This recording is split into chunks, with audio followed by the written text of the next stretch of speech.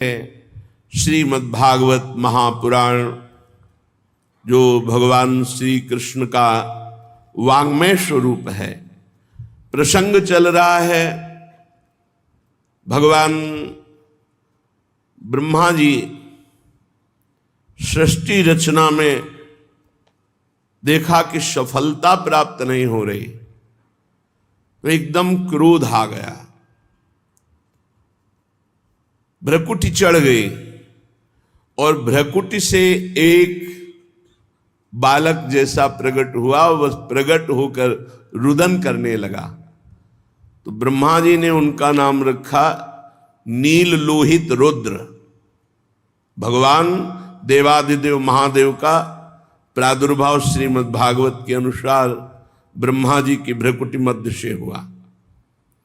नारायण की नाभि कमल से ब्रह्मा जी की भ्रकुटी मध्य से नील लोहित भगवान शंकर 11 रुद्रों के रूप में कल सुना आपने, और उनकी 11 दैवी शक्तियां रुद्राणी।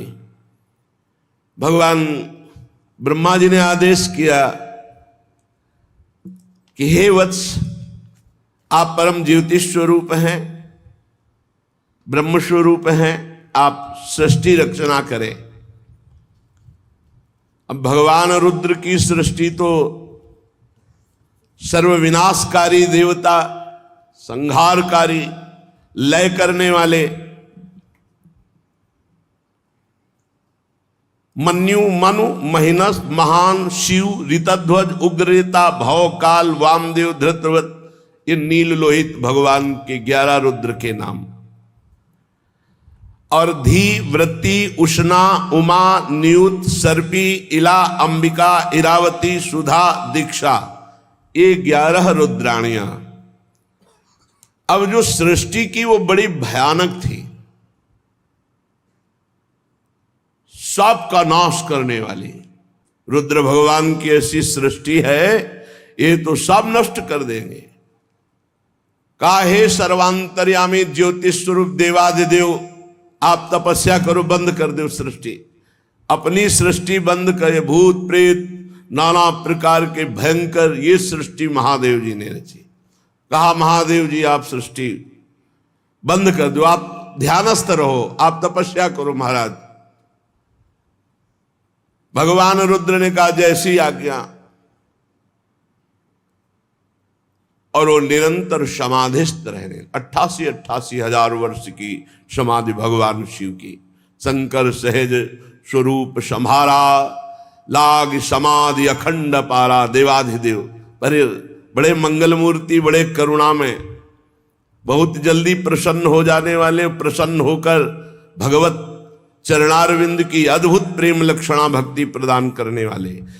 किसी भी जन्म में सही अगर भगवान शंकर की आराधना हुई है तो ही भगवान की भक्ति मिलेगी, अन्यथा नहीं। अयोध्या वासियों से भगवान श्री राम सबको बुलाकर बिठाकर कह रहे हैं, एक मैं चक्रवर्ती सम्राट राजा की तरह नहीं बोल रहा हूं, मैं हृदय की बात कह रहा हूं। सबई कहूं कर जोरी, हाथ जोड़कर कह रहा हूं, शंकर भजन बिना नर भगत न पावे मोरी। और एक गुपुत मत सबहि कहों कर जोरी, शंकर भजन बिना नर भगत न पावे मोरी। मैं हाथ जोड़कर एक गुप्त बात कहता हूं, यदि भगवान शंकर की कृपा नहीं हुई तो विशुद्ध भक्ति मेरी कोई नहीं प्राप्त कर सकता। शिवद्रोही मम दास कहावा, सो नर मोहि सपन्यों नहीं भावा।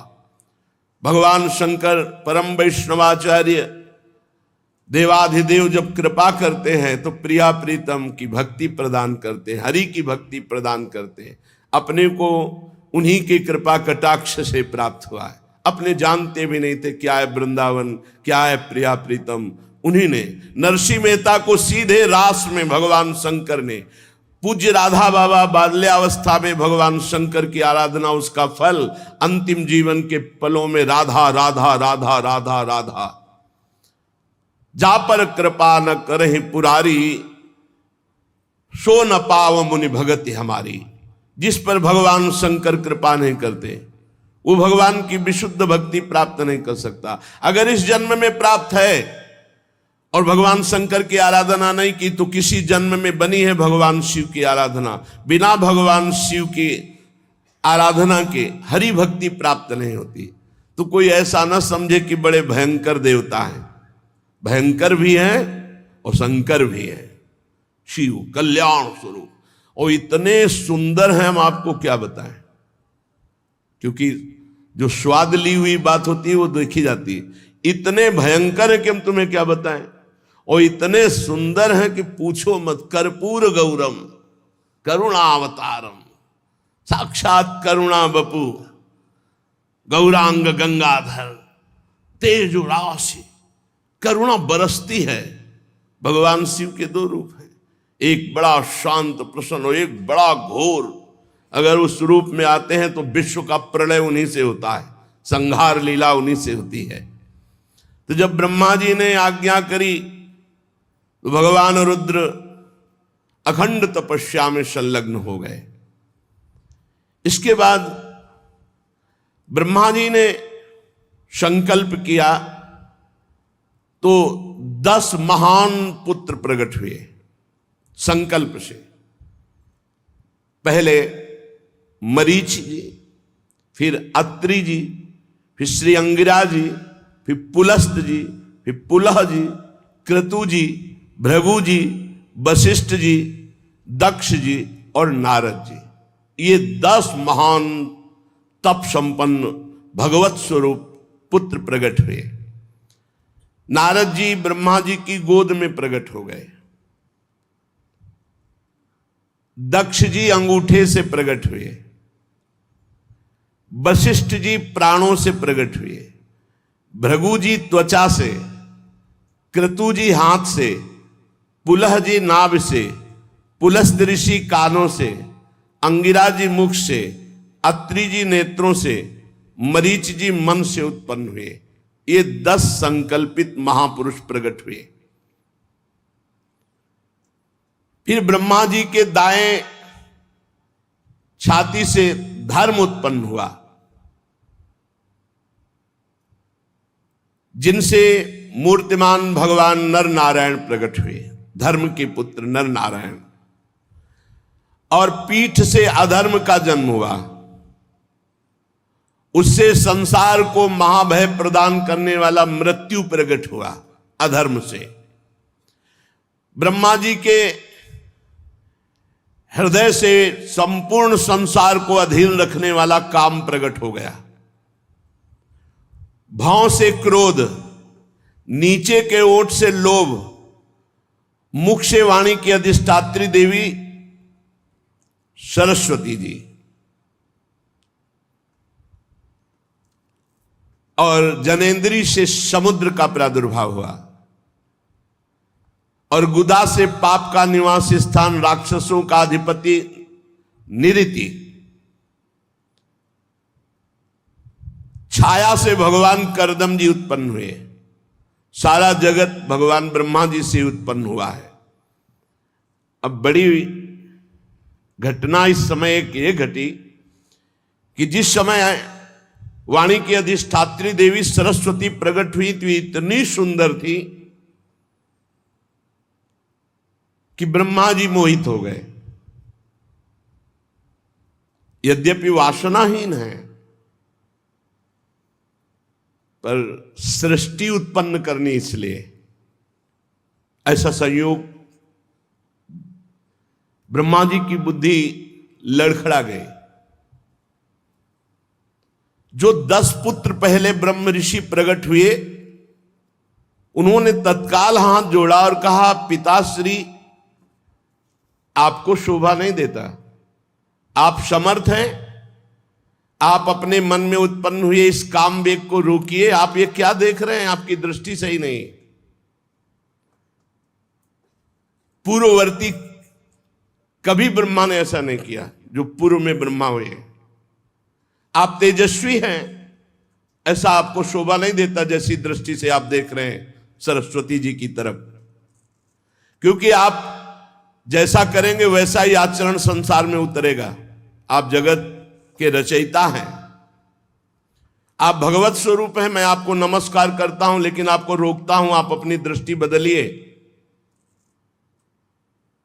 जे ही ऐसा इन 10 महापुरुषों ने कहा तो ब्रह्मा जी बहुत लज्जित हो गए और कहा, धिक्कार, ऐसी वृत्ति कैसे आ गई। तत्काल उनका शरीर छूट गया धिक्कार देते ही, और वो भयानक कोहरा, अंधकार, काम इनके रूप में प्रकट हुआ। चूंकि ये सृष्टि करनी थी इसलिए ऐसा संकल्प हुआ। कोहरा, अज्ञान, अंधकार, काम।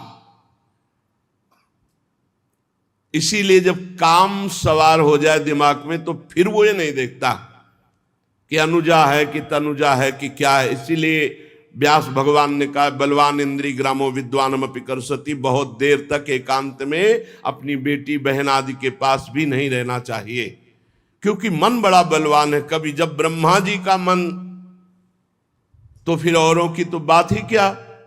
10 ब्रह्म ऋषियों ने तत्काल धिक्कार दी, महाराज आप, बड़ी लज्जा आई। शरीर छूटा, वही शरीर अंधकार, कुहरा, काम, मलिन काम।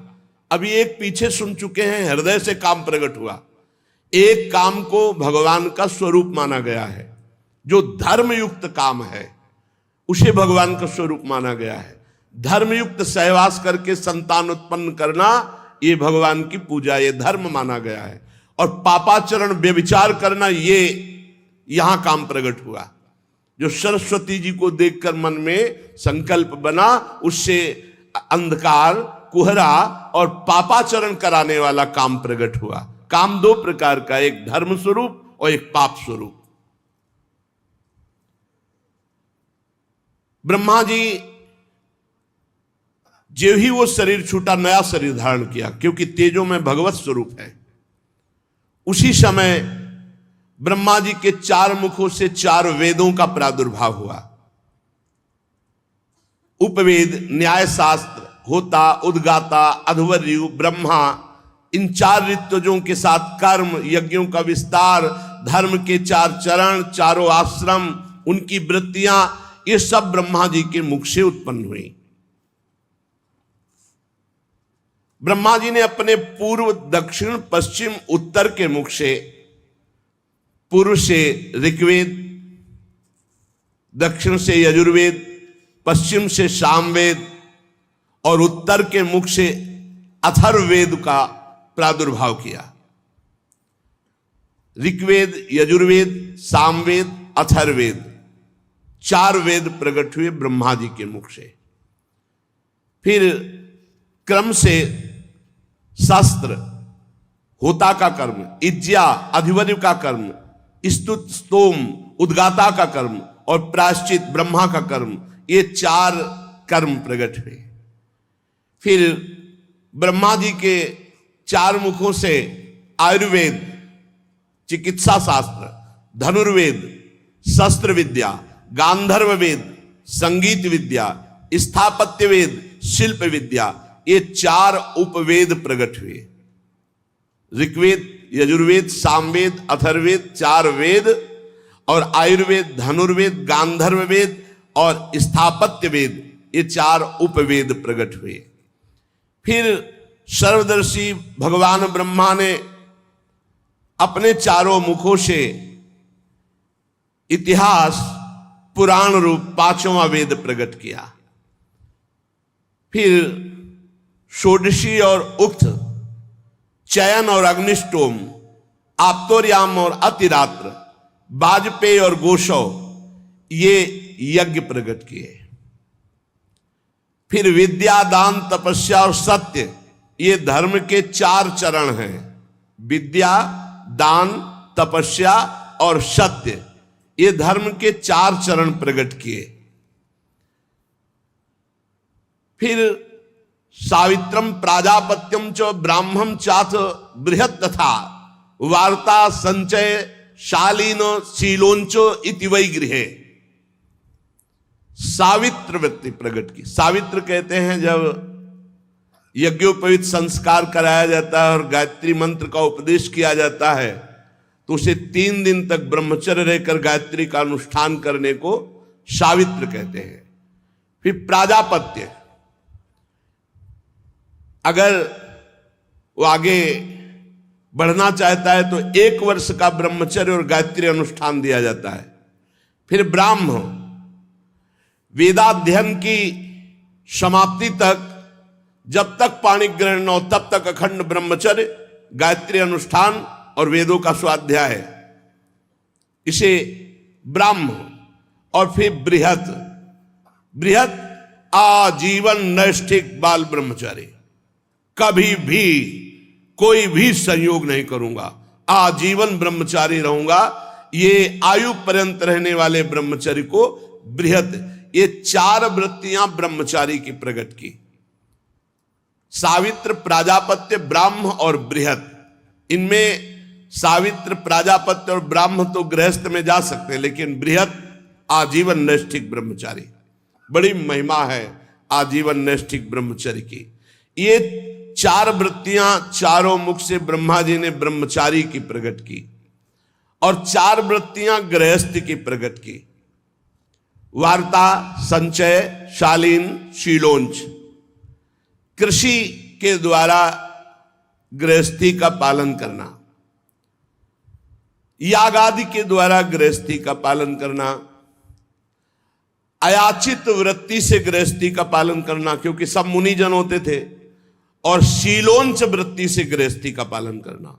शीलोंच, किसान के खेत का पूरा अन्न कट गया, अब जो दाना और बाली है वो बीनना, बाजार का अन्न उठ गया, अब उससे दाना और बीन करके एकत्रित किए हुए अन्न से 12 महीना चलाना, उसे शीलोंच वृत्ति। शीलोंच वृत्ति वाले से बहुत सब डरते थे, क्योंकि महान तपस्वी होता था, उसका कोई प्रतिग्रह नहीं होता, वो शीलोंच वृत्ति से जी रहा था। उसके द्वारा जो वचन निकलते थे, बड़े बड़े चक्रवर्ती सम्राट कांप करके स्वीकार करते थे, डरते थे कहीं साप न दे दे। ये 4 वृत्तियां गृहस्थ की, वार्ता, संचय, शालीन, शीलोंच। फिर 4 वृत्तियां वानप्रस्थ की, क्योंकि आश्रम है, ब्रह्मचर्य आश्रम, गृहस्थाश्रम, वानप्रस्थाश्रम, संन्यासाश्रम। वैखानस, बालखिल्य, औदुंबर और फेनप। वैखानस, बिना ज्योति बोई भूमि से उत्पन्न हुए फल आदि पदार्थों से आजीवन निर्वाह करना वानप्रस्थ, इसे वैखानस कहते हैं, वानप्रस्थ की वैखानस वृत्ति। और बालखिल्य, नवीन भोजन अन्न मिल जाने पर पुराने अन्न का संपूर्ण त्याग कर देना, ये वालखिल्य वृत्ति।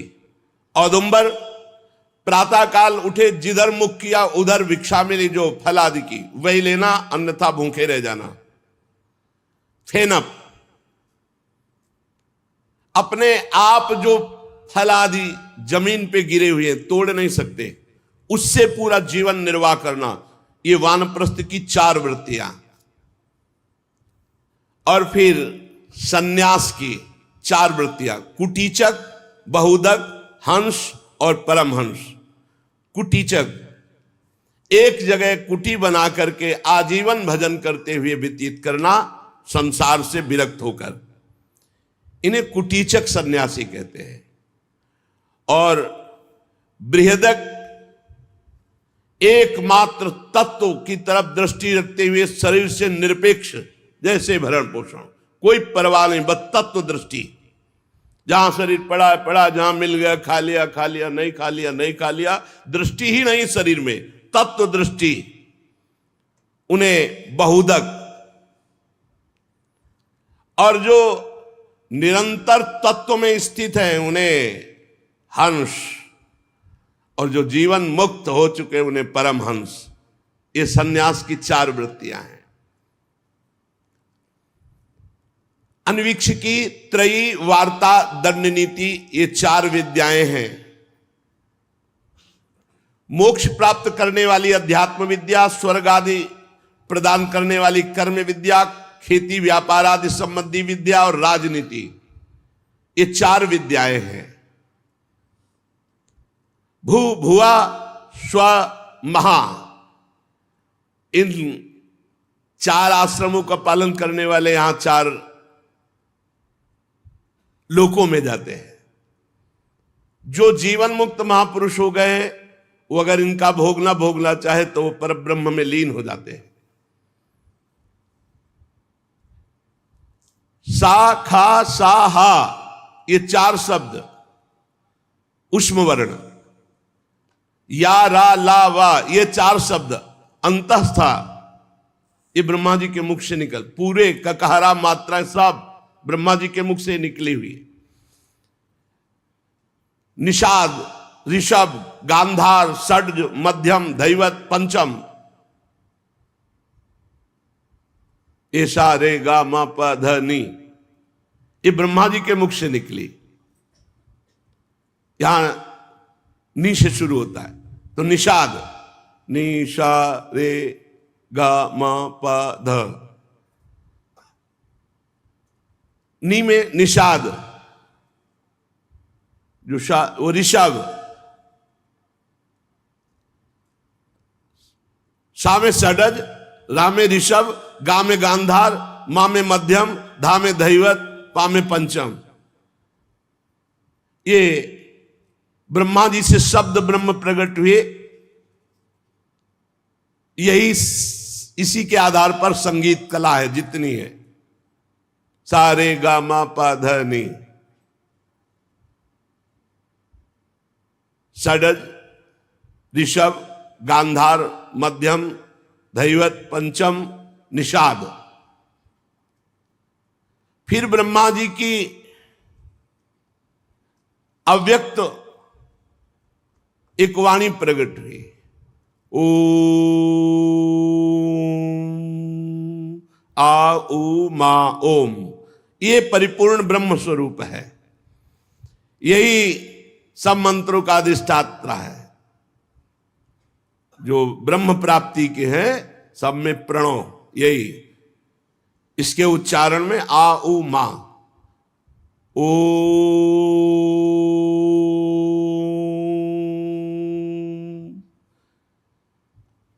विदुर जी, ये परम पवित्र सृष्टि भगवान ब्रह्मा ने प्रकट की।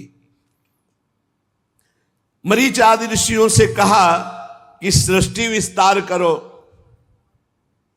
पर कुछ खास प्रजा की वृद्धि नहीं हो रही थी, तो बहुत चिंतित हो रहे थे। इसी समय ब्रह्मा जी के शरीर के 2 भाग हो गए। दाहिने भाग से जो विभक्त हुए उसे काय कहा गया। जो दाहिना भाग था वो महाराज मनु, और जो बायां भाग था वो महारानी शतरूपा।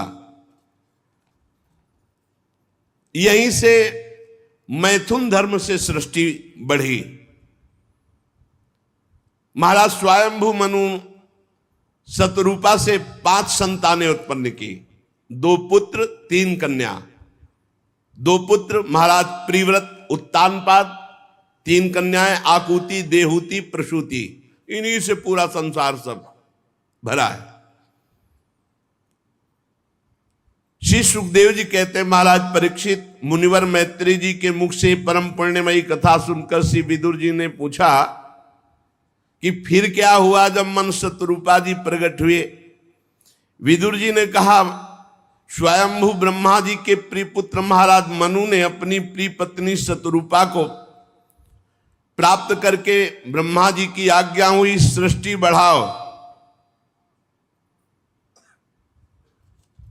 उन्होंने विचार किया कि सृष्टि जल में तो बढ़ेगी नहीं, यहां तो सब जल ही जल है, सृष्टि कैसे बढ़ेगी। ब्रह्मा जी से कहा, हे जन्मदाता, आपकी आज्ञा हुई सृष्टि बढ़ाऊं, पर सृष्टि के रुकने की व्यवस्था और जीविका की व्यवस्था के लिए तो केवल जल ही जल है, इसमें सृष्टि कैसे होगी। मैथुन धर्म से सृष्टि कैसे टिकेगी। नमस्कार है आपको, आप कोई उपाय कीजिए, तब आप हम आपकी आज्ञा का पालन करें।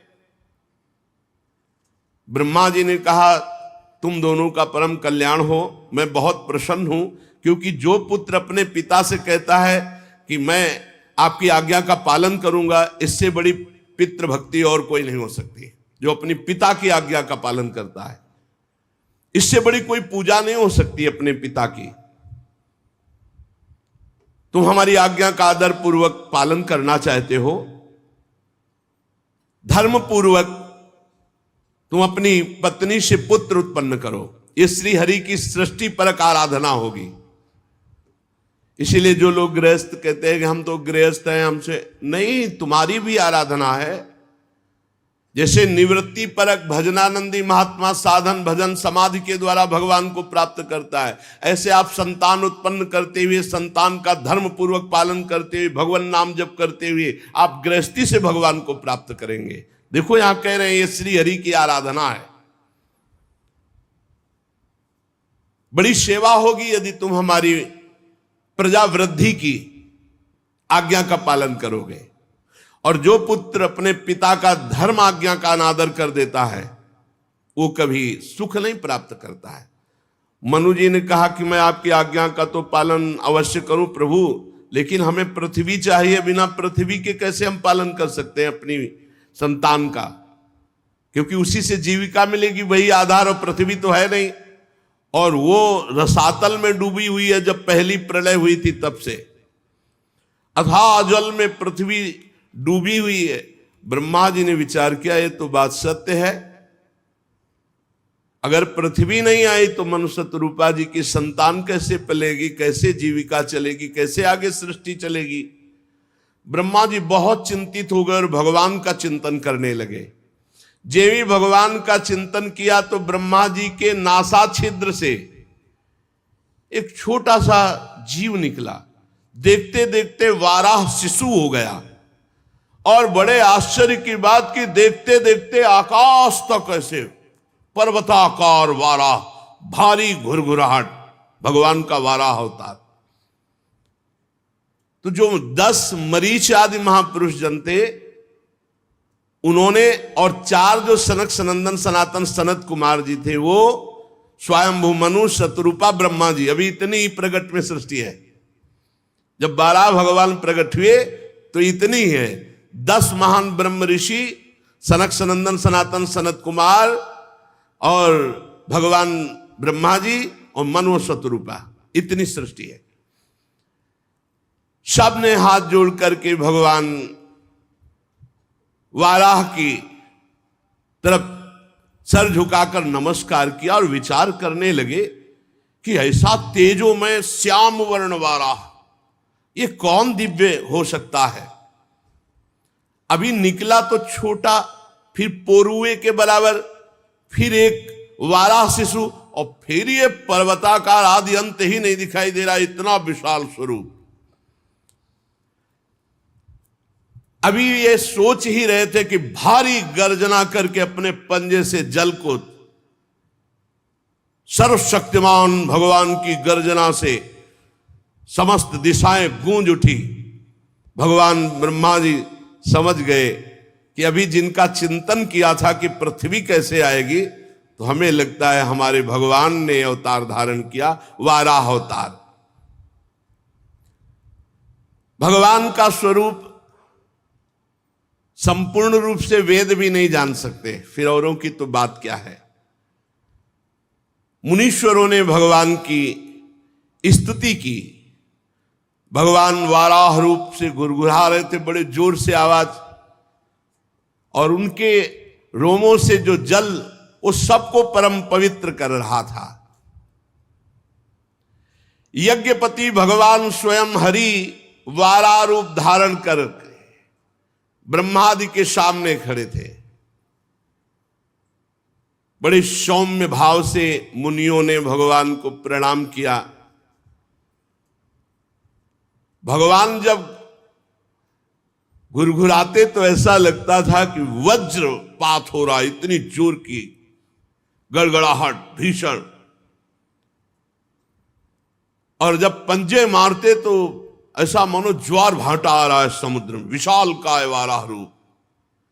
समुद्र मानो पुकारने लगा, हे यज्ञेश्वर मेरी रक्षा करो प्रभु, मैं आपका ये प्रहार नहीं सह सकता। यज्ञ मूर्ति भगवान अपने पैरे खुनों से जल को चीरते हुए जलराशि के उस पार पहुंचे, फिर रसातल पहुंचे। वहां देखा पृथ्वी विराजमान है, जल में डूबी हुई प्रलयंकार, जब प्रलय हुआ था उस समय के जल से डूबी हुई पृथ्वी वही थी रसातल में। भगवान ने अपनी दाढ़ों पर संपूर्ण पृथ्वी को उठाया और ऊपर की तरफ जल चीरते हुए आए। बड़ी शोभा हो रही थी, लेकिन बड़ा विघ्न हो गया। जब प्रभु पृथ्वी को लेकर के ऊपर की तरफ आ रहे थे तो महापराक्रमी हिरणाक्ष ये जल के भीतर ही भगवान पर गदा से प्रहार कर दिया,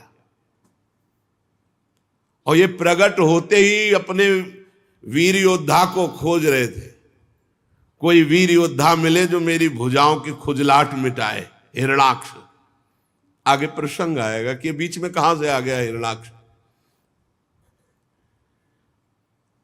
उस समय भगवान ने पृथ्वी को तो दाढ़ पे संभाल के रखा, और लीला से ही थोड़ी देर युद्ध की लीला करते हुए, जैसे मत वाला जो सिंह है वो गजराज के बच्चे को मार डाले, उल्टा थप्पड़ मारा था हिरणाक्ष के, उल्टा ऐसे थप्पड़, बस उतने में ही प्राण पखेरु, महाबलशाली। जैसे गजराज अपने दांतों पर कमल पुष्प धारण करे हो, ऐसे ही बहुत पूरी पृथ्वी को, ऐसा कोई भार नहीं लग रहा वारा भगवान को। बाहर जल से निकाल के लाए, तमाल के समान नीलवर्ण वाला भगवान को जब देखा पृथ्वी लेकर आते हुए, ब्रह्मा मरीच आदि को निश्चय हो गया कि ये स्वयं भगवान श्री हरि है। तब हाथ जोड़कर भगवान की स्तुति करने लगे। ऋषियों ने कहा, हे भगवान अजित आपकी जय हो, जय हो। जितम जितम ते जित यज्ञ भावन, त्रयीम तनुम स्वाम परिधुन्वते नमः। यद्रोम गर्ते सुनिलिलिरध्वरास, तस्मै नमः कारण सुकरायते। जय हो वारा भगवान आपकी जय हो। आप अपने वेदत्रयी रूप विग्रह को फटकार रहे, आपको नमस्कार है। आपके रोम कूपों में संपूर्ण यज्ञ लीन है। आपने पृथ्वी का उद्धार करने के लिए ये वाराह रूप धारण किया। हे भगवान आपको नमस्कार है। हे प्रभु, कोई भी दुराचरण करने वाला कभी आपका दर्शन नहीं प्राप्त कर सकता। लोग कहते हैं भगवान हमें दर्शन क्यों नहीं देते, जैसी पद्धति है दर्शन की वैसे चलो। अधकचरे योगी को भगवान का दर्शन नहीं होता, दुराचारी को, जो दुराचार परायण है उसे भगवान का दर्शन नहीं होता। रूपम तवई तन्नु दुष्कृतात्मनानाम, ये जो दुष्कृत आचरण करने वाले हैं इनको भगवान के पास रहते हुए भगवान उनके हृदय में रह रहे, फिर भी वो दर्शन नहीं कर सकते। प्रभु आपने बड़ी कृपा करी। समस्त मंत्र देवता द्रव्य यज्ञ कर्म सब आपके स्वरूप है, आपको नमस्कार है। वैराग्य भक्ति और मन की एकाग्रता से ही आपका अनुभव किया जा सकता है। वैराग्य भक्ति और मन की एकाग्रता से ही आपका अनुभव किया जा सकता है। आप सबको विद्या प्रदान करने वाले विद्या गुरु हैं। जिसके हृदय में भी ज्ञान होता है भगवान देते हैं। आपको पुनः पुनः प्रणाम है। प्रभु आपके दांतों पर रखी हुई भूमंडल बड़ा सुशोभित हो रहा है। चराचर जीवों को सुखपूर्वक रहने के लिए आपने जगन माता पृथ्वी का उद्धार किया। आप हमारे पिता हैं और पृथ्वी हमारी माता है। प्रभु आपको और पृथ्वी माता को बार बार प्रणाम है। रसातल में डूबी हुई इस पृथ्वी को निकालने का साहस केवल आप ही कर सकते थे, दूसरा नहीं। हे वाला भगवान आप सर्वाश्चर्य में हैं, आपको नमस्कार है। इसीलिए रोज प्रातः पहले भूमि के चरण। अब तो सब आधुनिकता बढ़ती जा रही है, वैदिक सिद्धांतों को शास्त्रों को मानना या जानना ही नहीं तो माने क्या। सबसे पहले सैया से उठकर भूमि माता को प्रणाम करना चाहिए, फिर सदगुरु का स्मरण नाम जप मंत्र, फिर अपनी दिनचर्या। श्री मैत्रेय जी कहते हैं, ब्रह्मवादी मुनियों ने जब भगवान की स्तुति की तो वाला भगवान ने अपनी शक्ति से पृथ्वी को ऐसे स्तंभित कर दिया कि जल में ना डूबे। रसातल से लीला पूर्वक लाई हुई पृथ्वी को जल पर रखकर भगवान श्री हरि स्थापित कर दिया और अंतर ध्यान हो गए। विदुर जी, भगवान की लीला में चरित्र अत्यंत कीर्तनीय है। जो इस प्रसंग को सुनेगा उसके सारे पाप ताप नष्ट हो जाएंगे। जो भगवान की मंगलमयी कथा को सुनाता है या सुनता है, भगवान अंतस हृदय से बहुत जल्दी उसके ऊपर प्रसन्न हो जाते हैं। जब भगवान प्रसन्न हो जाते हैं तो फिर प्राप्त करना क्या बाकी रह जाता है, क्या दुर्लभ होता है। ये पशु स्वभाव वाले मनुष्यों को छोड़कर ऐसा कौन होगा जो आवागमन और दुखों से मुक्त करने वाली भगवान की लीला कथा ना सुने। श्री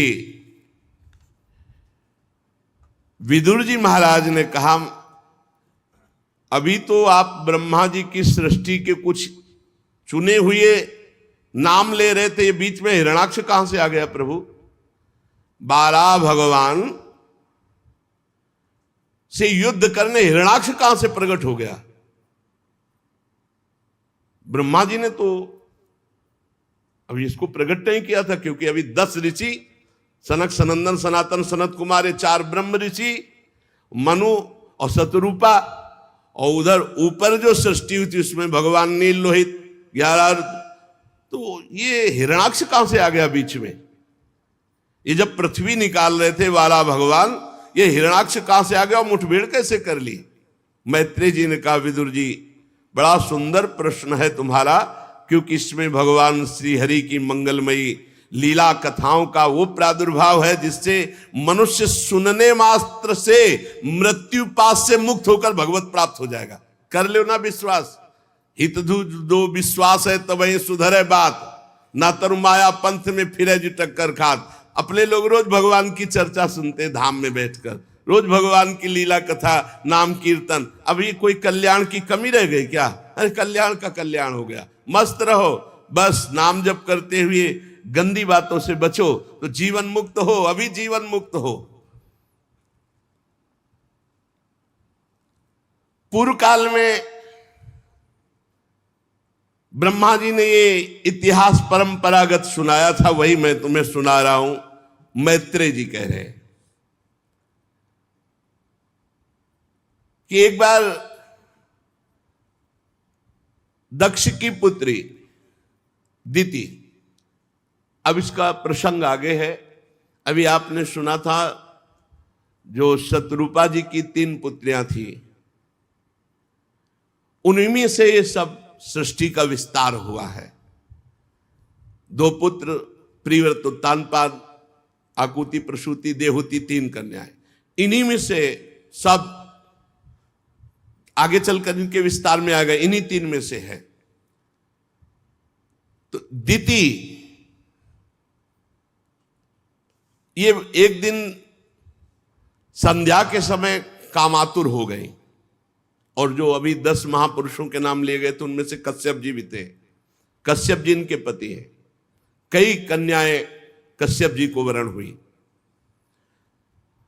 संध्या के समय कामातुर होकर कश्यप जी का वस्त्र पकड़ लिया और कहा, अब पति ही है, कि प्रभु मैं देखती हूं कि अग्नि जिह्वा भगवान की आराधना का समय है ये, मैं जानती हूं सूर्य अस्ताचल को जा रहे हैं, बिल्कुल इस समय ऐसा नहीं करना चाहिए।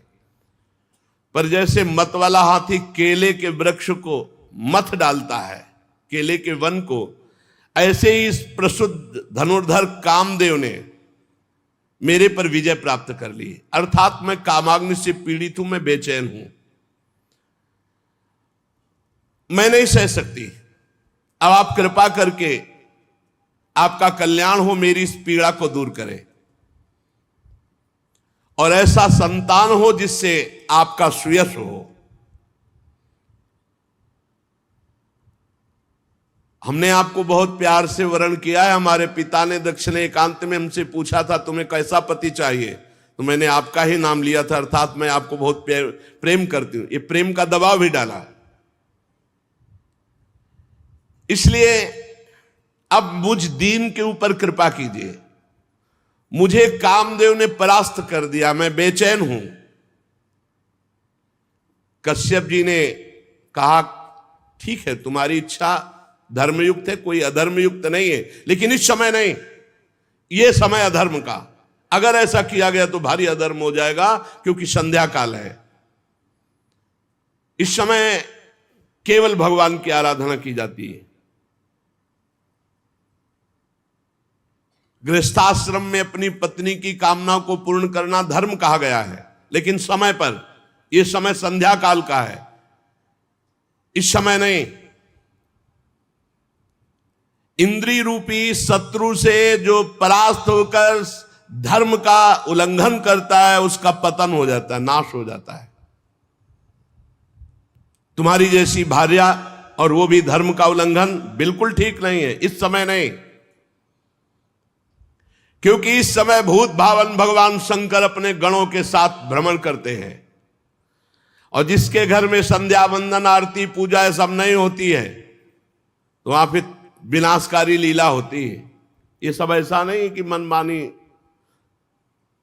संध्या के समय भोजन नहीं किया जाता, संध्या के समय मैथुन नहीं किया जाता, संध्या के समय इधर उधर नहीं। उस समय भगवत चिंतन, ध्यान परायण, अगर आप कहीं सेवा में भी हैं तो भी 2 मिनट भगवान का स्मरण करते हुए, जैसे प्रातःकालीन बेला, वैसे जटाजूटधारी भगवान शंकर, जिनके जटाओं से स्मशान की धूरी का बवंडर उठता है, वो संध्या के समय भ्रमण करते हैं।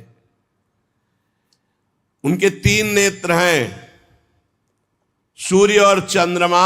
ये 2 नेत्र हैं जो सही ढंग से चलते हैं। तो सूर्य और चंद्रमा वाले नेत्र काम करते हैं। जो धर्म विरुद्ध आचरण करते हैं तो तीसरा नेत्र काम करता है, जो सर्वनाश विनाशकारी। संसार में भगवान शंकर का न कोई अपना है न कोई पराया है। जैसा करोगे तत्काल वैसे ही फल मिलेगा। उनके लिए न कोई आदरणीय है, न कोई निंदनीय, न बंदनीय है, कोई न त्याजनीय है, न कोई अपना है, न कोई पराया है। मस्त इसीलिए कहा गया भोले बाबा। बड़े बड़े देवता जिन भोगों की चाह करते हैं, लात मार के उन भोगों का वो सदैव अपने ध्यान में मगन रहते हैं। ऐसा ही लिखा है, भोगों को लात मार करके सदैव अपने ध्यान में मगन रहते हैं। विवेकी पुरुष को चाहिए कि कोई ऐसा अपराध भगवान शंकर का ना करे। खिलवाड़ मत समझ लेना। वो देवादिदेव अगर वो चुप भी हो गए तो आद्या शक्ति अंबार धांगनी है, कहीं का नहीं रखेंगी। कैसे नहीं रखेंगी? या देवी सर्वभूतेश बुद्धि रूपेण संस्थिता, बुद्धि घुमा देंगी, वहां फंसा देंगी जहां से निकलना मुश्किल है। बहुत समझाया पर देवी दीति तो एकदम ब्रह्मर्षि कश्यप जी का वस्त्र पकड़ लिया और कहा, मैं आपका उपदेश सुनने के लिए आपसे प्रार्थना नहीं किया। कश्यप जी ने भगवान को नमस्कार किया कि है जरूर कोई लीला जो समझाने पर भी नहीं समझ रहे। इसके बाद फिर स्नान करके वाणी को संयम में करके सनातन ब्रह्म का ध्यान करने लगे कश्यप जी। जैसा दीति जी चाह रही थी वैसा, क्योंकि पति है। अब इसके बाद दीति जी को बहुत भय लगा कि इस समय मैंने भारी अपराध कर दिया।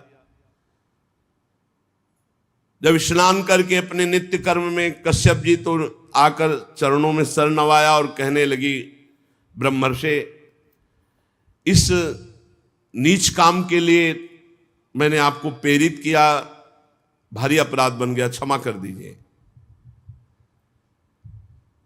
आप कह रहे थे भगवान शिव समय विचरण करते हैं, तो क्या मेरे गर्भ को नष्ट कर देंगे वो?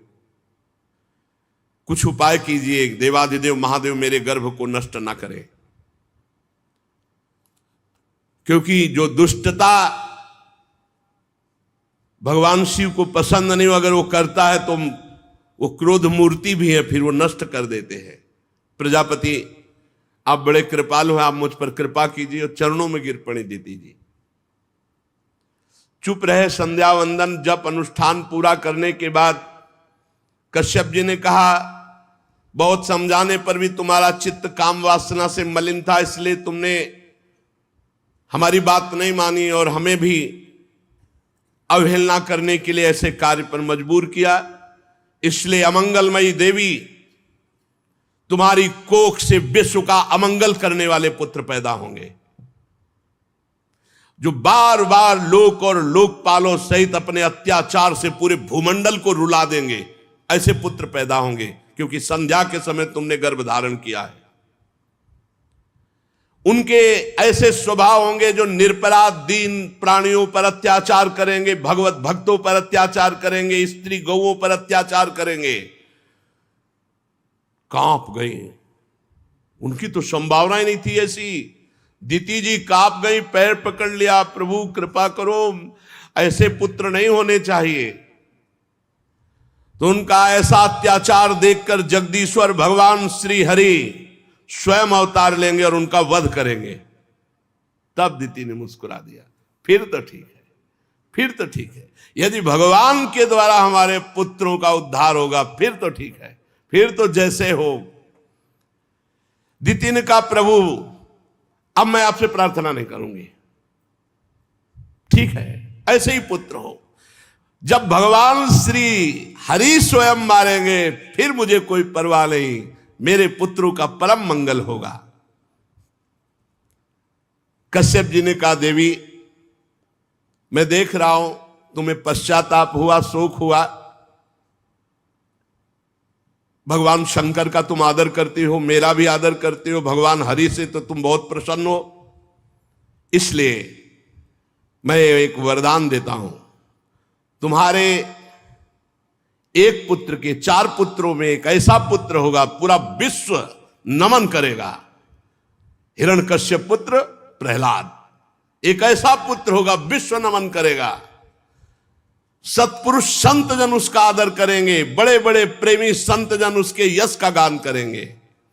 जिस पर खोटे सोने को बार बार तपाकर शुद्ध किया जाता है, उसी प्रकार अनुकरण करने के लिए, भक्ति का अनुकरण करने के लिए तुम्हारे पौत्र को आदर्श माना जाएगा। प्रहलाद जी सब भक्तों में श्रेष्ठ है, इतनी कम अवस्था में इतनी ऊंची स्थिति भक्ति की, इसीलिए सबसे पहले प्रहलाद, नारद, पराशर, पुंडरीक, पहले प्रहलाद जी का नाम।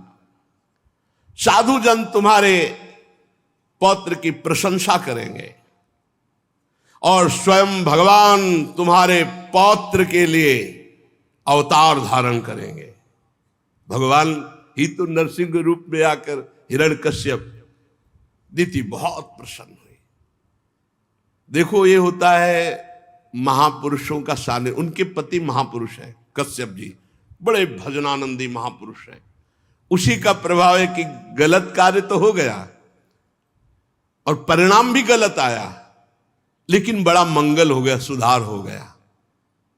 भगवान के द्वारा उनके पुत्रों को मारा जाएगा और पौत्र भगवान का महान भक्त होगा। बड़ा आनंद हुआ दीति को सुनकर। 2 बातें, कि हमारा पौत्र भगवान का भक्त होगा और हमारे पुत्र भगवान के हाथ से मारे जाएंगे।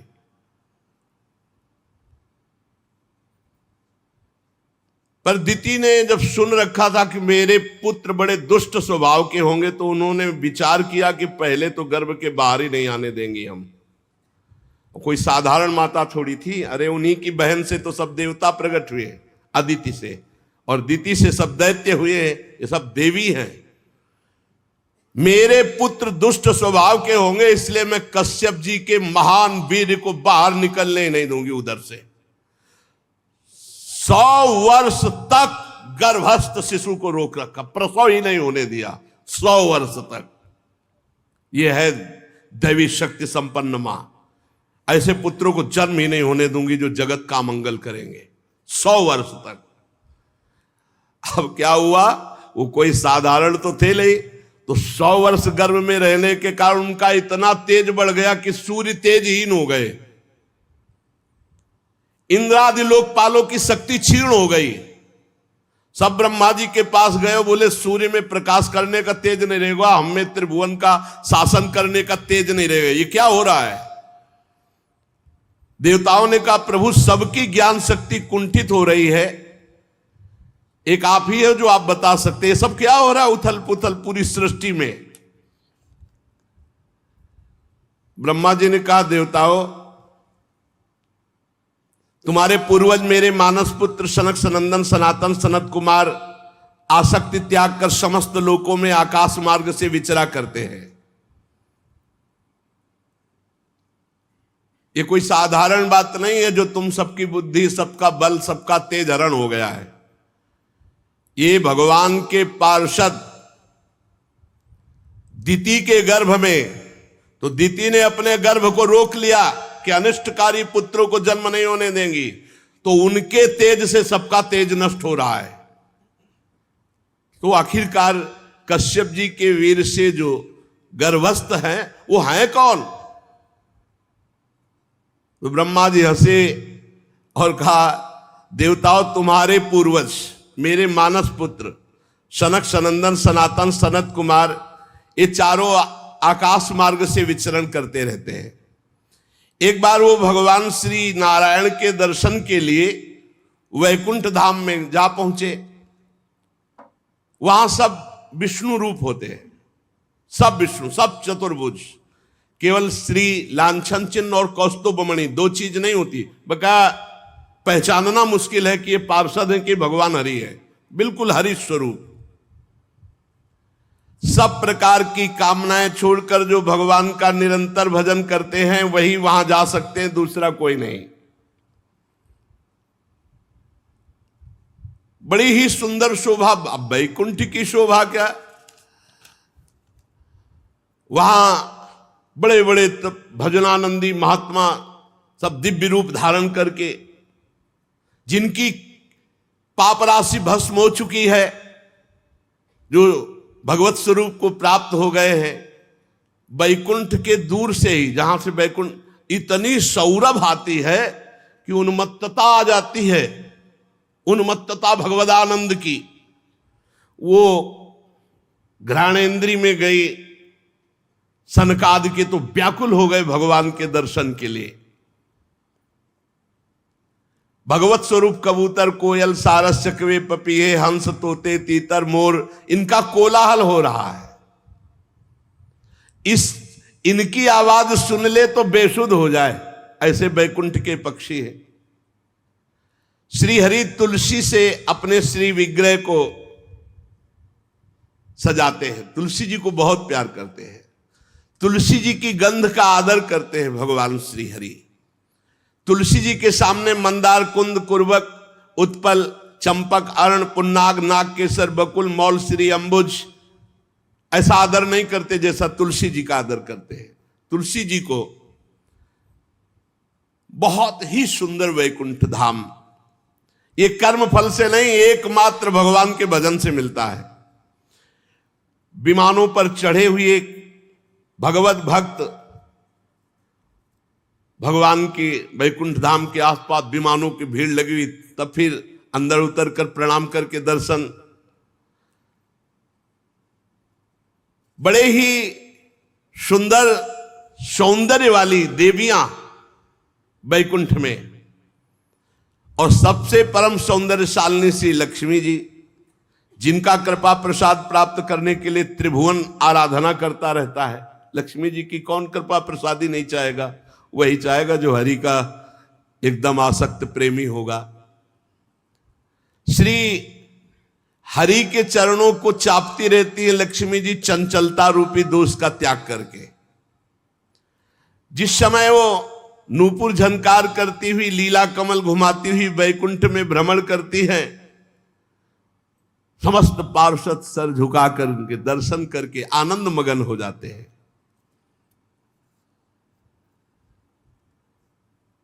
जो लोग भगवान की पापहारिणी लीला कथाओं को सुनते हैं, कभी भूल से भी काम संबंधी प्रपंच चर्चा नहीं सुनते और नाम जप करते हैं, भगवान को जीवन अर्पित करते हैं, वही वैकुंठ लोक जाते हैं। बड़े अभागे हैं जो लोग संसार की बातों में मन लगाते हैं, भगवान की कथा नहीं सुनते। उनके सारे पुण्य नष्ट हो जाते हैं, वो घोर नरकों में जाते हैं जो संसार की चर्चा सुनते हैं। इस मनुष्य योनि की बड़ी महिमा है। हम ब्रह्मादि भी चाहते हैं कि अगर हमें मनुष्य शरीर मिल जाए तो हम खूब भगवान का भजन करके सीधे वैकुंठ जाए, भगवान के धाम। और हम वृंदावनवासी तो वैकुंठ भी नहीं चाहते। इस प्रकार भगवान की जो आराधना करते, नहीं चाहते ब्रजवासी वैकुंठ। आप देखो, जब यहां अपना कन्हैया है ना, तो वहां बहुत दूर वाला है, वो ईश्वर बैठा हुआ है, उसके पार्षद सब। ब्रजवासी जनों ने कहा, कन्हैया सुनते तुम भगवान हो? बोले हाँ है। तो बोले नंद बाबा जब वहां गए ना वरुण जी के, तो वहां बताया कि बड़े बड़े देवता तुम्हारी लंबी दंडवत कर रहे थे, भगवान भगवान कह रहे थे, तुम भगवान हो? बोले जब कह रहे थे वो तो मान लो क्या है। बोले हम तब जाने जब भगवान हो। तुम्हारा वैकुंठ कैसा है दिखाओ, काहे को तुम वैकुंठ की बात करो? बोले नहीं, अगर भगवान हो तो तुम दिखाओ ना। अब सखा को तो अपने प्राण प्यारे कन्हैया सखा हो, तो भगवत भाव, ऐश्वर्य भाव, विस्मृत सखा भाव में ठाकुर जी ने कहा, जो ब्रह्म हृदय यमुना जी, जहां क्रूर जी को दर्शन दिए, स्नान करो। जी डुबकी लगाई, पहुंच गए वैकुंठ। अब देखा वो भगवान के पार्षदों का स्वरूप और भगवान का वैभव। देखा कि मेरा कन्हैया कहीं नहीं हो, कोई पूछे ना वहां। अरे तुरंत उब गए, बोले कन्हैया मुझे वैकुंठ नहीं चाहिए, मुझे जल्दी वापस बुलाओ। तो हाथ पकड़ के उठा लिया। बोले अरे कन्हैया भूल के कभी वैकुंठ मत भेजना मुझे, मेरा कन्हैया चाहिए। वहां देखा भगवान श्री कृष्ण को ही, देखा, पर वहां नजदीक नहीं जाने दे रहे थे। भगवान का वैभव, वैकुंठ धाम का वैभव। कहा मुझे ऐसा वैकुंठ नहीं चाहिए जहां तुमसे गले में हाथ डालकर बात न कर सके। अरे इतने बड़े बड़े अस्त्र शस्त्र लिए वहां देवता थे जो हमें तुम्हारे पास नहीं, हमें नहीं चाहिए वैकुंठ। और कहीं वृंदावन की शोभा तो शिव श्रीपति यद्यपि ललचाही, मन प्रवेश न हो को लाही। हे रज की तुल वैकुंठ नहीं और लोक की माया। अभी तो धाम प्रकाशित नहीं हुआ ना चिदानंद तक। वृंदावन के आगे, वृंदावन की लता सम कोटि कल्प तरुणाए, रज की तुल वैकुंठ नहीं और लोक की माए। ये धाम में बैठे आप कथा सुन रहे हो ना, अलौकिक चिदानंद, जहां वैकुंठाधिपति भी जिसकी महिमा अपने श्री मुख से गान करते हैं।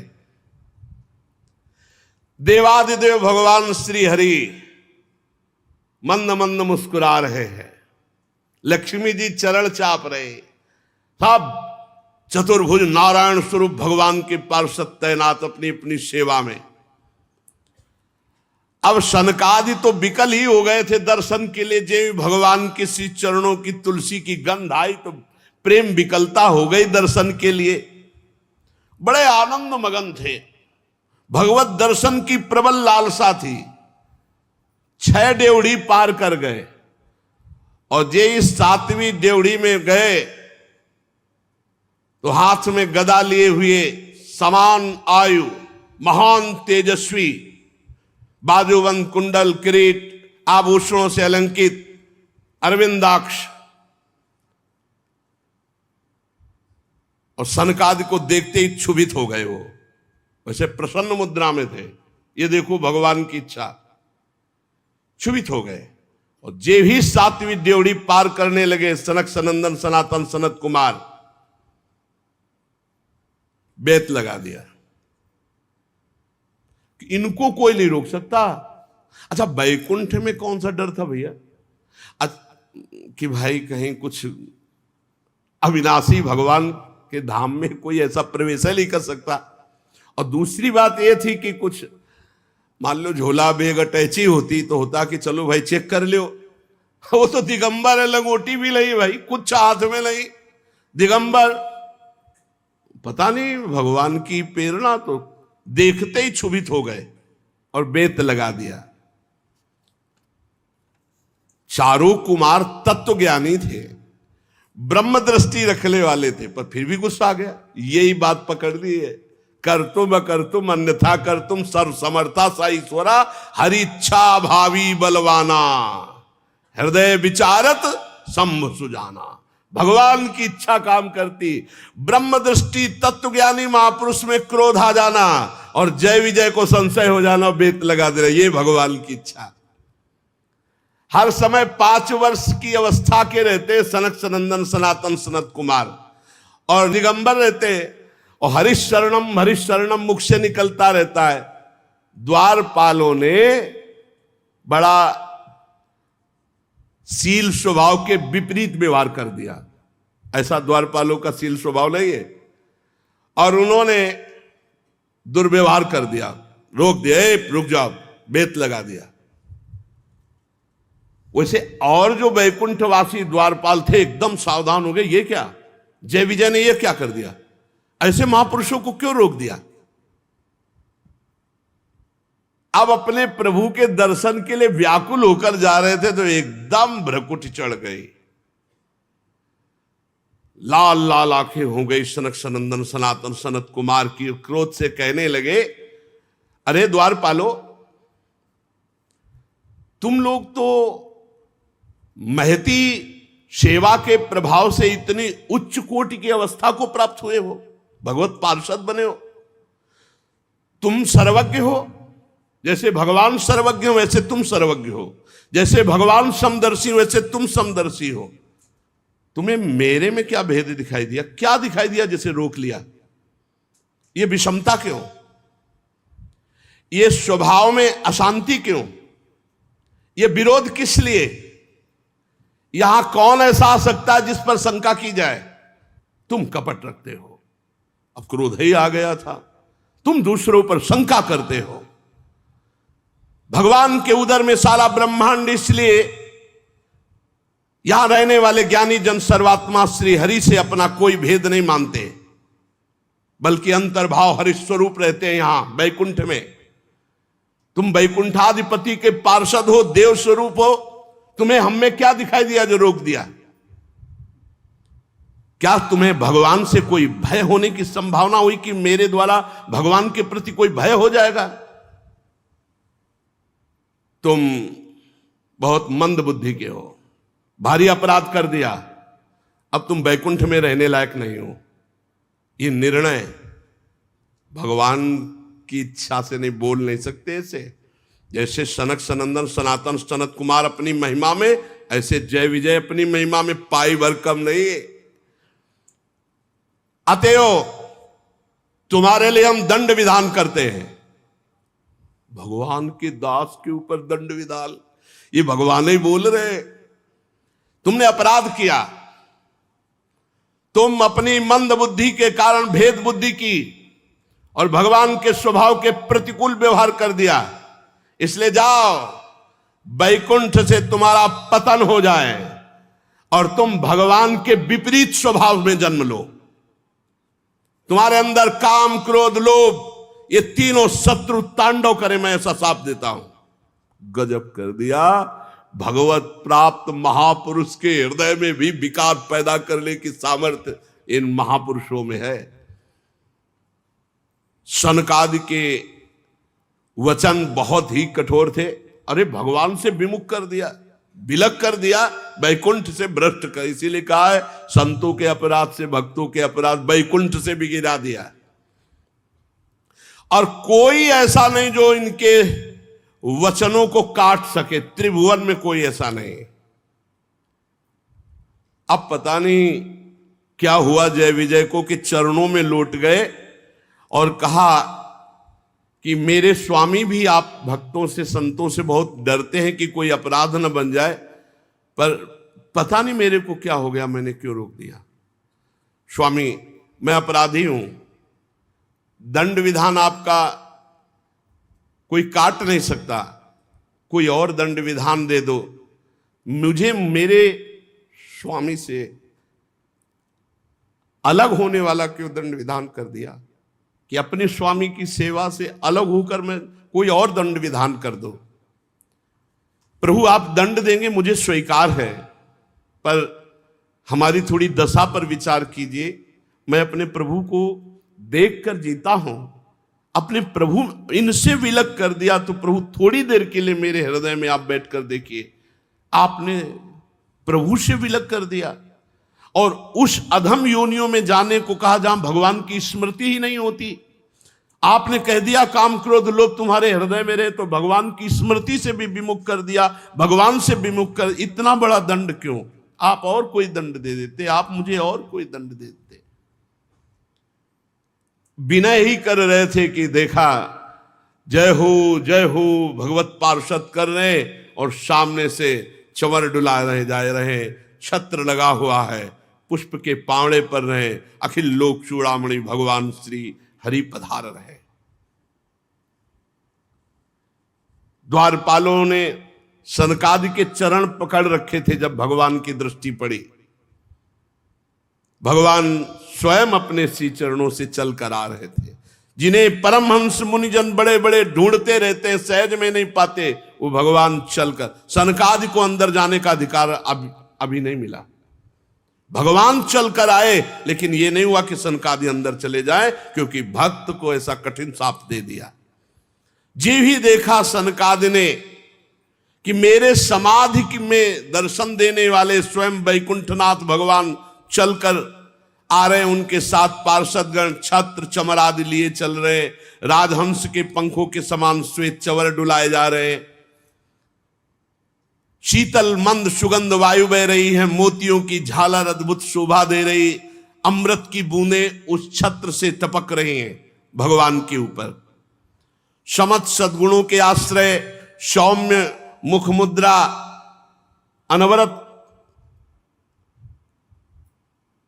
जिनकी दृष्टि से कृपा बरसती रहती है, अपने भक्तों को जो सदैव स्नेह से देखते हैं, स्नेह से, जैसे मां अपने बच्चे को देखती है, ऐसे हर भक्त को भगवान करो सदा तिनके रखवारी, जिम बालक राखे महतारी।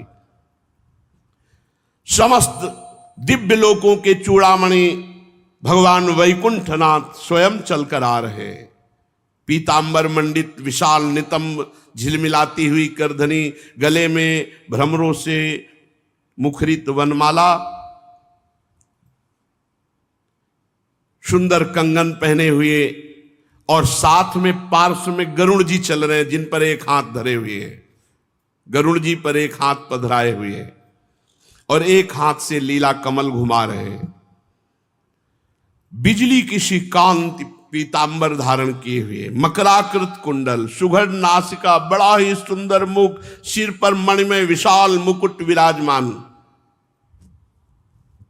गले में सुंदर हार, कौस्तुभ मणि अपूर्व दमक रही है। भगवान का श्री विग्रह सुंदरता का समुद्र है। इस भगवान देवादिदेव महादेव जी, ब्रह्मा जी इसी रूप का ध्यान करते हैं। सनकादि ने जब देखा मेरे ध्यान का विषय मेरे प्रभु, तो सर झुकाकर साष्टांग प्रणाम किया और भगवान की रूप माधुरी का पान करते रहे। सनकादि मुनीश्वर निरंतर ब्रह्मानंद में मगन रहते हैं, लेकिन जिस समय भगवान के श्री चरण कमलों का दर्शन हुआ, तो ब्रह्मानंद से मन हट करके भगवान के रूप में आसक्त हो गया। भगवान का मुख नील कमल की कांति वाला, बड़े ही लाल लाल अधर और कुंदकली के समान दंत पंक्ति, बड़ी झांकी सुंदर, जो कृत्य कर दे, और भगवान के पद्मराग के समान लाल लाल नखों से सुशोभित उनके चरणारविंद, जो ध्यान करने वाले मुनियों के ध्यान का विषय, अष्ट सिद्धियां, नौ निधियां, समस्त सिद्धगण, मोक्ष पदवी मूर्तिमान होकर भगवान की चरण सेवा में हाथ जोड़े खड़े। मोक्ष पदवी, अष्ट सिद्धियां, नौ निधियां, सब सनकादि मुनियों ने प्रणाम करके कहा, अंतर्यामी रूप से यद्यपि आप दुष्ट चित्त के हृदय में भी रहते हैं, पर वो आपकी दृष्टि से ओझल, कभी आपको देख नहीं सकते। बड़े बड़े भक्तजन भाव रूपी नेत्रों से आपका ध्यान करते हैं, और आप ध्यान का नहीं, आज तो मैं साक्षात आपको सामने देख रहा हूं। प्रभु, मैंने श्रवण रंध्रों से आपकी रूप शोभा सुनी थी, पर आज देखा है, नेत्र भरकर पान तो आज हम कर रहे हैं। भगवान आप तो साक्षात परम तत्व हैं। इस समय आप हम सबको आनंदित करने के लिए आप पधारे हैं। आपकी कृपा दृष्टि के बिना कोई आपको नहीं देख सकता। प्रभु आपका सुयश अत्यंत कीर्तनीय है, जो सांसारिक दुखों की निवृत्ति करता है। हम आपके चरणों की शरण में रहने वाले हैं, आपकी कथा के रसिक हैं, आपका नाम जप करते हैं हरिशरणम, और आपकी कथा सुनते हैं। प्रभु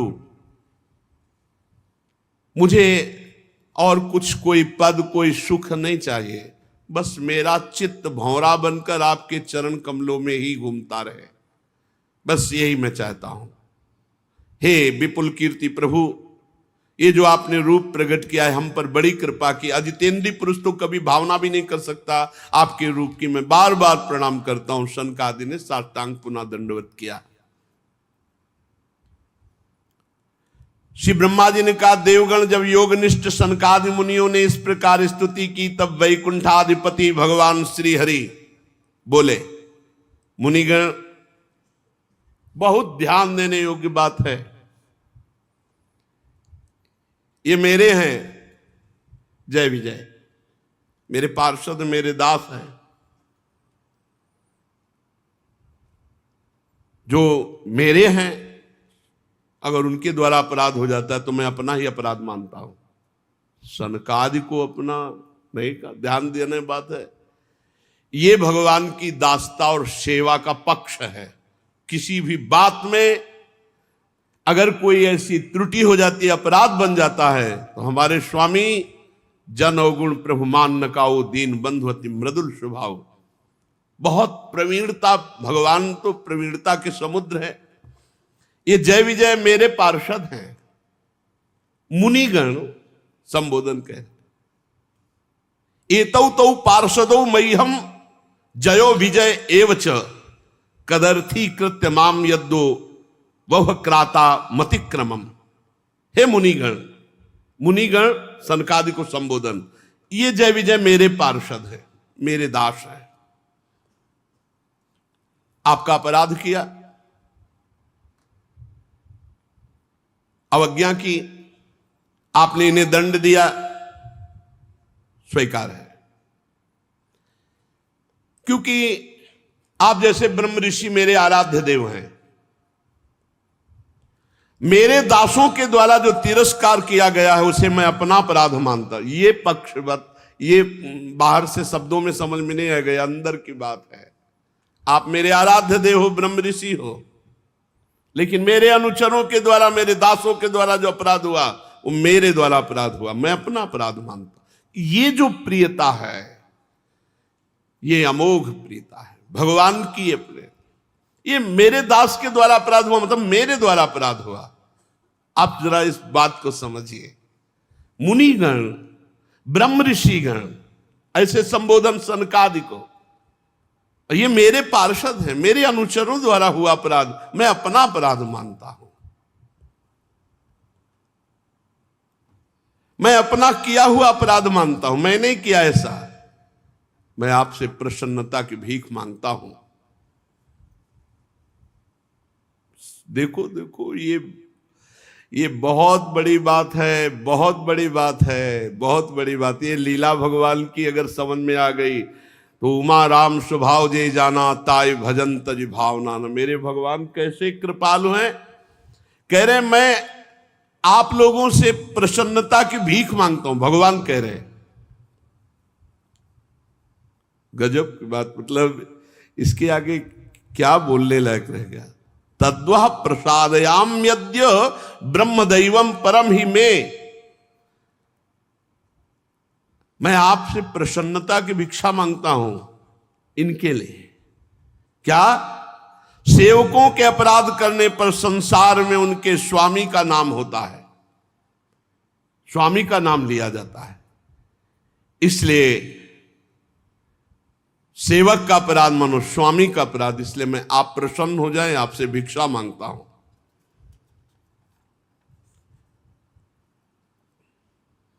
मैं विकुंठ कहलाता हूं, जिसकी महिमा कभी अपवित्र नहीं होती।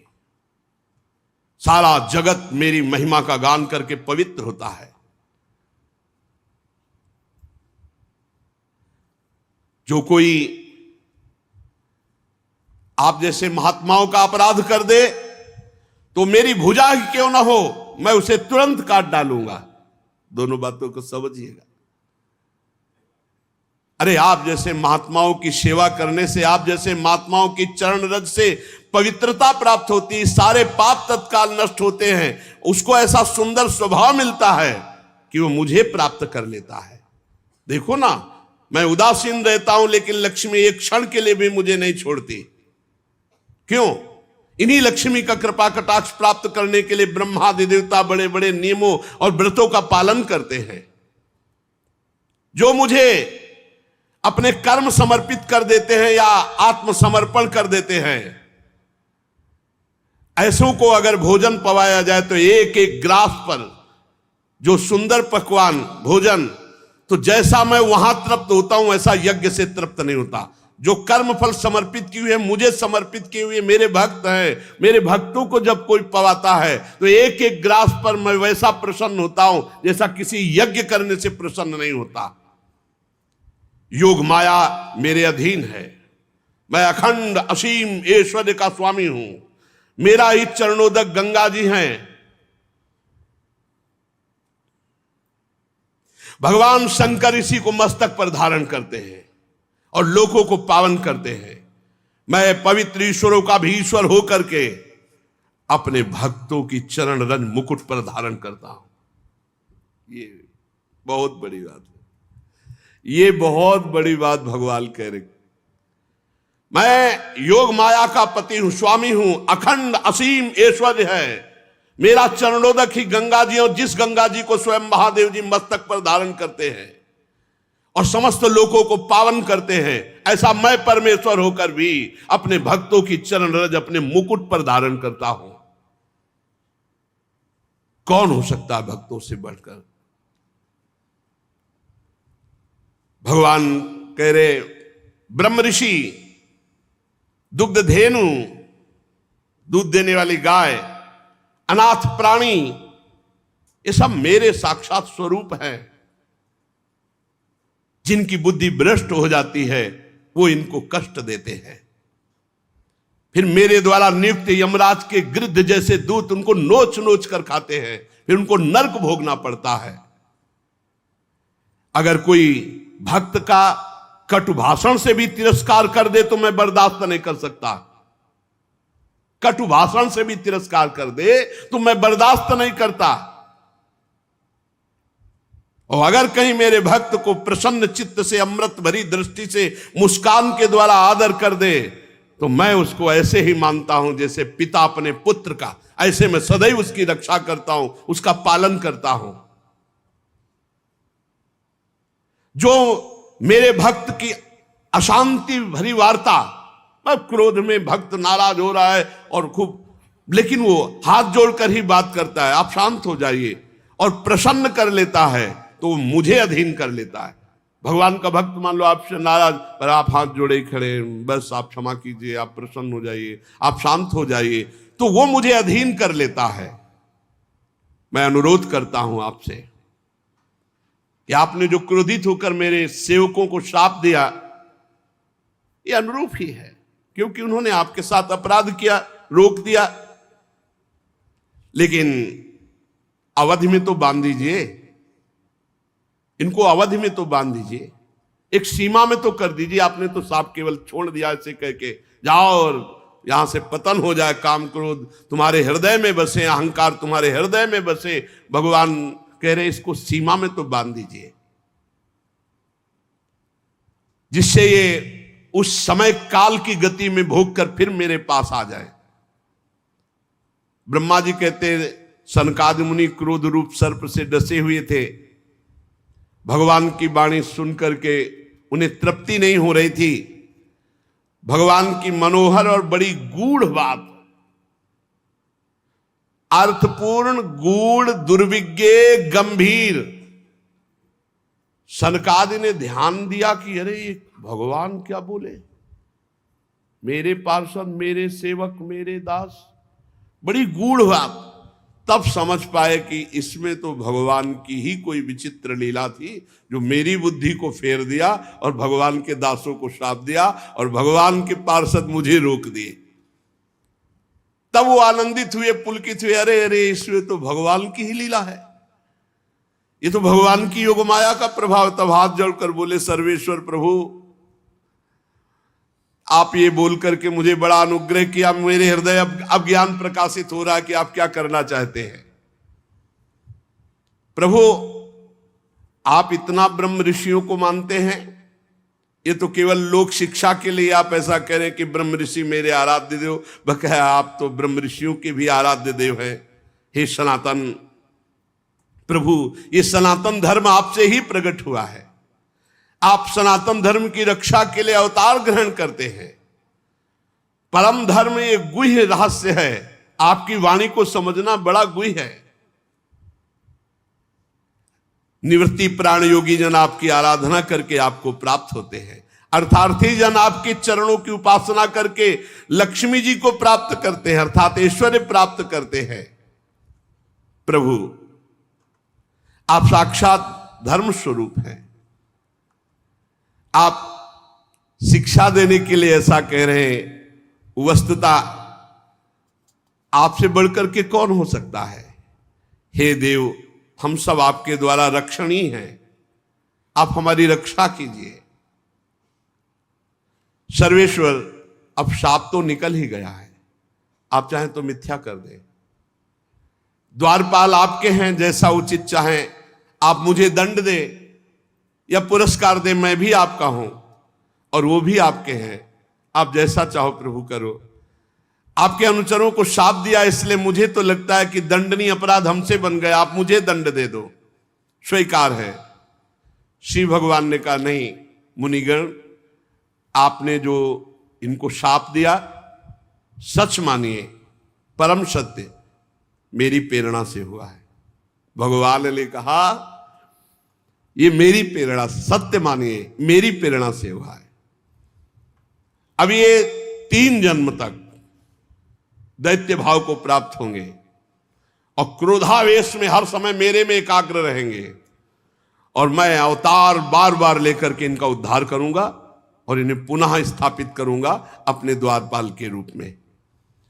ब्रह्मा जी कहते हैं, मुनीश्वरों ने नयनाभिराम भगवान श्री हरि के दर्शन के, प्रभु की परिक्रमा की, प्रणाम किया और प्रमदित होकर फिर हरिशरणम रटते हुए भगवान ने जय विजय से कहा, जाओ भयभीत मत होना, तुम्हारा कल्याण हो, हर समय मेरे में बैर भाव रखना। देख लो भगवान क्या कह रहे हैं, मेरे से वैर भाव रखना तो अंतिम समय तक यही बोल करके प्राण त्याग रहा। कहां राम रन हतो पचारी, भगवान का ऐसा अनन्य दास है कि भगवान की आज्ञा को उल्लंघन नहीं। अनन्य दास उसे कहते हैं कि यदि स्वामी आदेश कर दे कि मार हमारी छाती पे घूसा, तो उसी समय बिना विचारे घूसे का प्रहार कर दे स्वामी पर, उसे अनन्य दास कहते हैं। जैसे अनन्य दास भीष्म जी तान तान के बाण मार रहे हैं श्री कृष्ण के शरीर पर, जहां विपक्ष में खड़े हैं। अभी भक्ति का वो जो रंग आता है वो एक अलग होता है, ये रंग में रंगे हुए हैं, परिपक्व हैं। भगवान ने क्या कहा, डरना मत। भगवान ने जाओ, किसी भी तरह से मैं भयभीत मत होना, तुम्हारा कल्याण करने के लिए मैं समर्थ हूं। मेरे से बैर रखना, मेरे से बैर रखना, जाओ तुम जन्म लो और मैं भी जन्म लूंगा। मैं ब्रह्म तेज को मिटा सकता हूं लेकिन मिटाना नहीं चाहता, क्योंकि मेरा ऐसा ही मत है।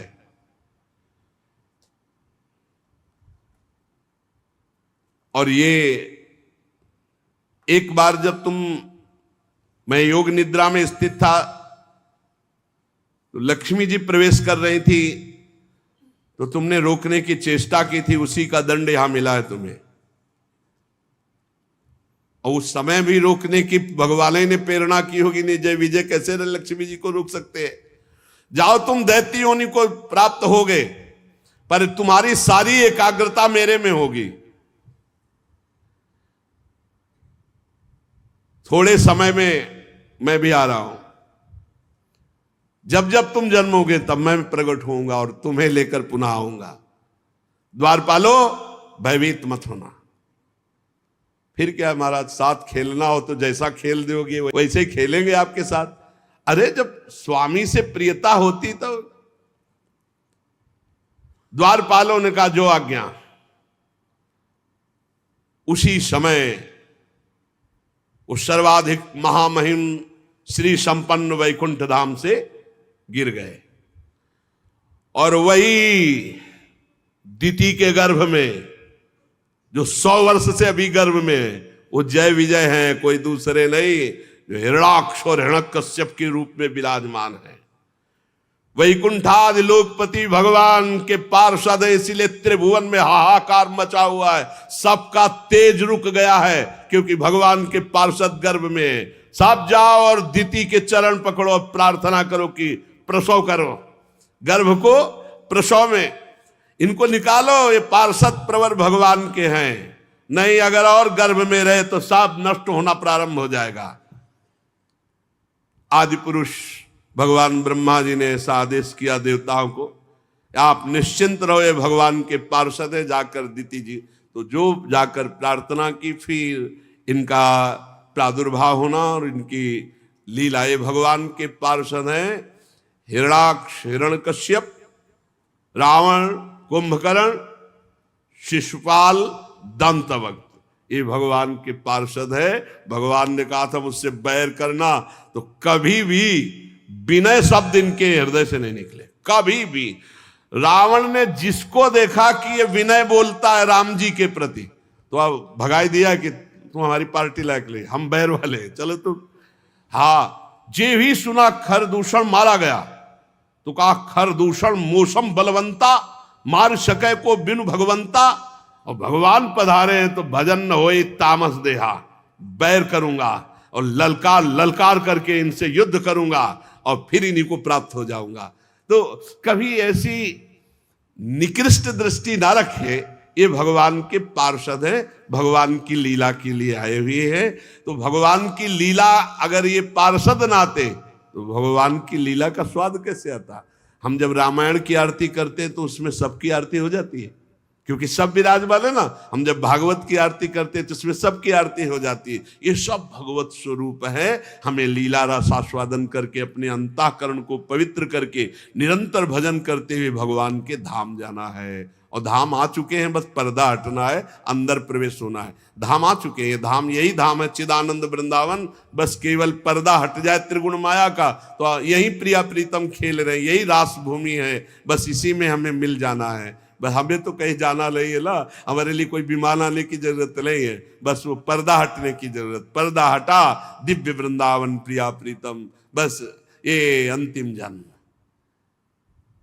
भगवान की कृपा से सत्संग मिल गया, धाम मिल गया, नाम मिल गया, रूप मिल गया। अब ऐसे सावधान हो जाओ, आगे और मलिन कलयुग आने वाला है, उसमें भजन साधन भगवत प्राप्ति ये सब दुर्लभ बात रहेगी। अभी समय है, थोड़ा समय है। पीछे जब प्रारंभ हुआ था तो समय वो जैसे कोई नाटक या फिल्म हो सो तो उसका पहला वो ट्रेलर, तो कलयुग जब प्रारंभ हुआ था तो उसका ट्रेलर था, पूरी फिल्म तो अभी बाकी है। अभी तो 5000 वर्ष के कुछ हुए, 4,32,000 वर्ष है। कहीं स्वाहा स्वधा राम कृष्ण हरि धर्म का नाम नहीं रह जाएगा, आगे जैसे जैसे बढ़ेगा। इसलिए इसी जन्म में भगवत प्राप्ति कर लो, पता नहीं आगे। जैसा हमने 40-45 वर्ष पीछे साधन शैली देखी वैसी अब नहीं रह गई, आगे आप देख लेना। अब मोबाइल शैली रह गई है, आगे जो शैली आएगी वो और कुछ शैली होगी। जो संतों में पीछे भजन की वृत्तियां देखी वो होंगे संत जन, अब बहुत कम दिखाई देते हैं। अब जो आगे समय आएगा तो और कम संत जो शुद्ध भगवत प्राप्ति का मार्ग, ऐसा हम नहीं कहते कि अभी, लेकिन ऐसा होगा कि फिर आगे सतमार्ग लुप्त हो जाएगा। सदग्रंथों के अनुसार साधना करके सिद्ध हुए महापुरुषों का मिलना बहुत कठिन हो जाएगा, तो भगवत मार्ग बड़ा कठिन हो जाएगा। इसलिए इसी जन्म में अंतिम जन्म बना दो कि अब हमारा जन्म मरण कलयुग में ना हो, खूब नाम जप करते हुए हम भगवान को प्राप्त हो। शेष चर्चा आगे। श्री राधा वल्लभ लाल की।